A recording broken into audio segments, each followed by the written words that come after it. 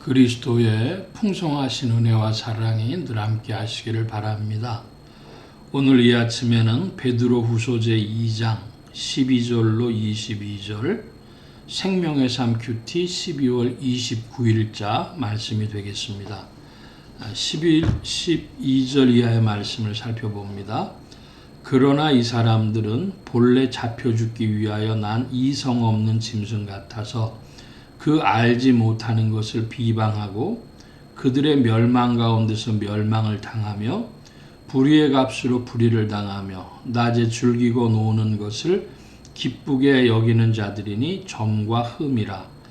너희와 함께 연애할 때에 그들의 속임수로 즐기고 놀며 음심이 가득한 눈을 가지고 범죄하기를 그치지 아니하고 굳세지 못한 영혼들을 유혹하며 탐욕에 연단된 마음을 가진 자들이니 저주의 자식이라.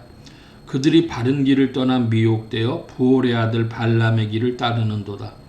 그는 불의의 삭을 사랑하다가 자기의 불법으로 말미암아 책망을 받되 말하지 못하는 나귀가 사람의 소리로 말하여 이 선지자의 미친 행동을 저지하였느니라.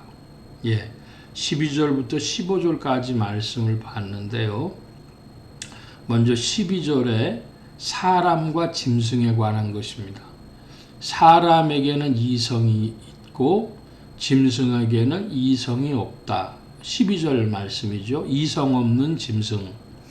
그러면 인간의 이성은 어떤 기능을 하느냐? 그러면 자기 반성적 혹은 자기 부인적 경향을 보여줍니다.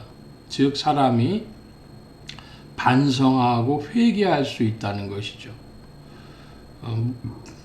무엇을 살펴보는, 그래서 논리적인 혹은 합리적인 그런 구조도 이성을 갖지만 이제 짐승하고 비교했을 때 사람에게 분명하게 나타나는 것은 자기 반성적, 자기 부인적 그 경향을 통해 가지고 회개하고 하는 그런 기능이 있는데, 짐승은 그 자기 욕망을 부인할 힘이 없는 것이죠. 사람하고 짐승하고 차이가 자기 부인, 영어로 셀프 디나이얼이라고 하지 않습니까? 자기 부인하는 것이 사람하고 확연히 다른 것이죠. 자, 그래서 여기 지금 15절의 말씀에 보면 발람을 이야기하는데, 이 발람이라고 하는 사람은 어떤 사람이었냐? 돈 준다니까 이제 그 발락에게 가서 임무를 수행해야 되는, 그 돈 받고 선지자 노릇하는 그 일 때문에 그 나귀도 사람의 말을 해서 이 선지자의 미친 행동을 저지했다고 합니다. 그러면 발람의 마음속에 있었던 것을 14절의 용어로는 탐욕이라고 합니다. 탐욕에 연단된 마음을 가진 자들이니 저주의 자식이라. 그러니까 사람이 자기의 탐욕을 부인하지 못하면 짐승과 같아지는 것이죠. 자본주의에 대해서 많은 사람들이 회의를 하고 비판을 하는 것은 그 끊임없는 욕망 때문입니다. 인간이라면 이성적으로 자기 부인적, 자기 반성적 경향을 보여줘야 되는데, 이 자본은 끊임없이 탐욕 가운데 한 푼이라도 더 돈을 추구하는 것이죠. 탐욕. 지금 사람과 짐승을 이야기하면서 사람에겐 이성이 있고 짐승에겐 이성이 없다. 그 짐승은 이성이 없기 때문에 무엇을 추구한다? 본능을 따라 추구하는데, 만약에 사람이 짐승 같다면 그 탐욕 때문에 짐승 같아지는 것입니다. 그래서 이 돈 좋아하는 거, 돈 문제, 이것이 큰일인데, 기독교회사를 살펴보든 조금 넓게 세계 종교사를 살펴보든 이 탐욕의 문제가 있어요. 우리나라에 법정 스님이란 분이 계셨죠. 무소유라고 하는 그런 책을 쓰셨던 분인 줄 아는데, 저는 그 자라오면서 고등학교 때 그 책을 보고 뭐 이런 책이다, 이게 사람들이 많이 사보냐 하고 한마디로 좀 우습게 알았습니다. 그런데 한국의 불교사, 현대 불교사를 보든지 세계 종교사를 보든지 혹은 기독교회사를 보든지 중세 교황들의 탐욕도 마찬가지고, 오늘날 한국의 조계종이라는 종단에 우리가 그런 얘기 어떻게 알겠어요? 뭐 유튜브나 이런 거 통해서 하도 많이 나오니까 보다 보서 알게 되는데, 그 탐욕, 욕심, 선거해도 돈 선거하는 거. 그게 무슨 뭐 불교의 이야기겠습니까? 기독교는 아니겠습니까? 기독교에 무슨 감리교 감독 선거하는데 장로교 총회장 선거하는데 돈 썼다. 그 돈에 이끌려 다니는 인생들, 탐욕, 그거 짐승 같은 일이라는 것이죠.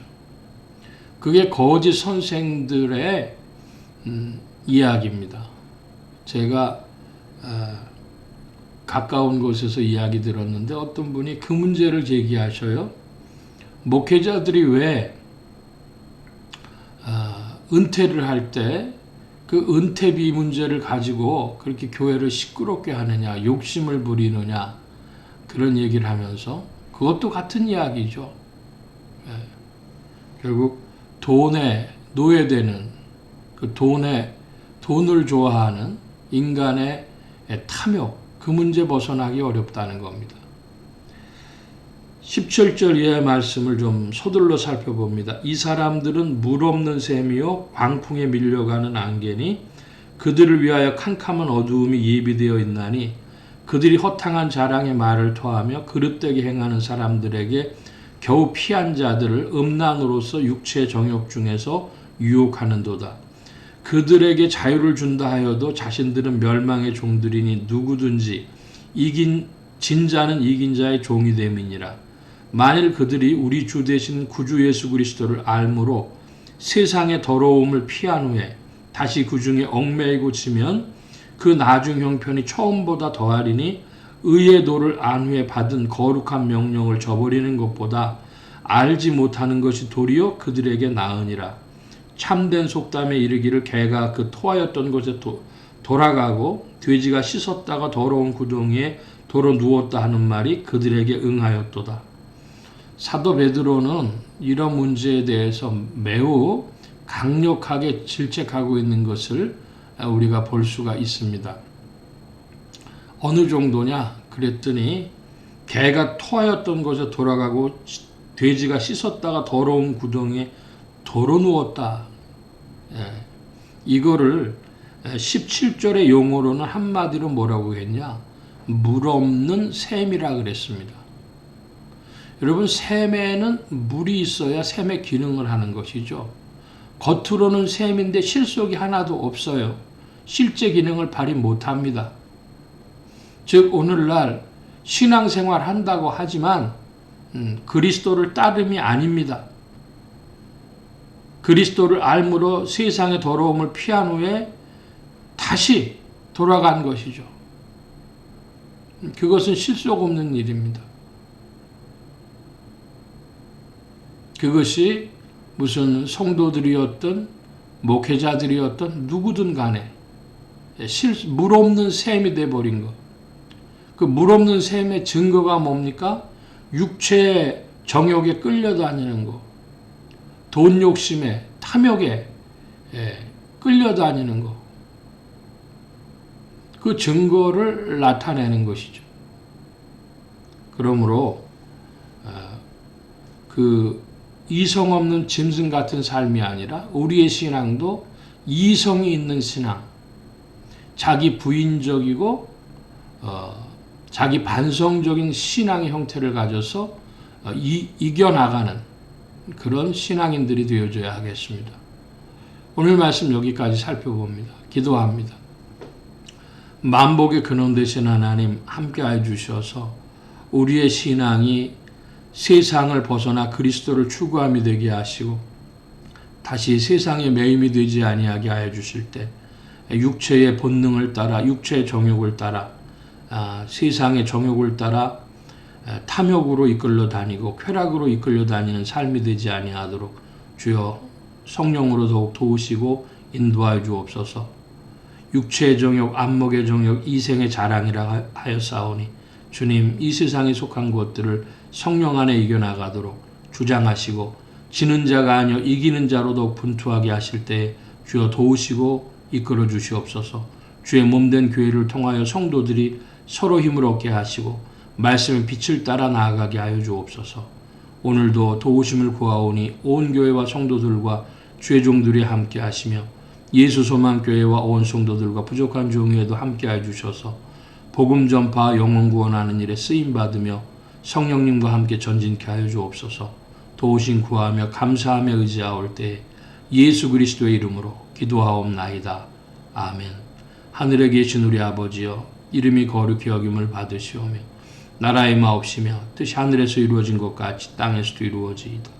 오늘날 우리에게 일용할 양식을 주옵시고 우리가 우리에게 죄 지은 자를 사하여 준 것 같이 우리 죄를 사하여 주옵시고 우리를 시험에 들게 하지 마옵시고 다만 악에서 구하옵소서. 대개 나라와 권세와 영광의 아버지께 영원히 있사옵나이다. 아멘.